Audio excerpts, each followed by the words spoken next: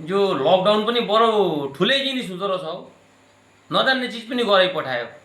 अब पुणेमा हुँदाखेरि मराठी बनिए, आधार कार्ड थिएन, इन्स्पेक्टरले धरो, कुठे तुझे आधार कार्ड भनो साहेब, आपला काय करायचं साहेब, माझा बॅग याला घेतली असते साहेब, काय पण नाही, जेवण करायला पैसाही नाही साहेब भने।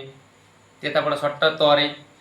अब आफ्नो घरतिरको गाडी छ भनेर आशले आयो, एमपी पुग्यो। एमपीमा भैया बाकु छो भन्नु, भैया नै खे भने त्यतिकै तरेर आएँ, एमपी पनि कट्यो। लास्टमा बिहार पुग्यो, बिहारमा पनि अब एकदम भोजपुरी जानिएन भने मरिन्छ दुःखले। बा हो कुछ हो, आधार कार्ड देखाओ भनो, ए भैया का करी, हमार दादी है ने मुअल बिया जराए कि बता रहा, आधार कार्ड लौकत अरे मर्दै त हैन, बाद में आके देखे टाइम भने चल्थे। जेन तेन हिँड्दै हिँड्दै 22 दिनको सफर थियो हाम्रो। त्यसम्म अनि आएर बङ्गाल पुग्यौँ।